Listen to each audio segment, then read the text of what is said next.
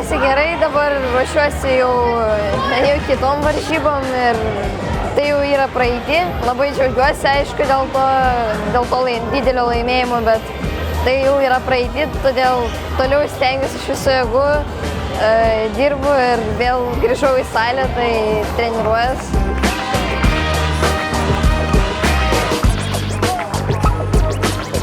Marškinėliai numeris 1, tai tikrai malonu. Nepagalvočiau prieš 2 ar 3 metus, kad manim didžiuosis visa Lietuva ir šiaip jo, labai malonu.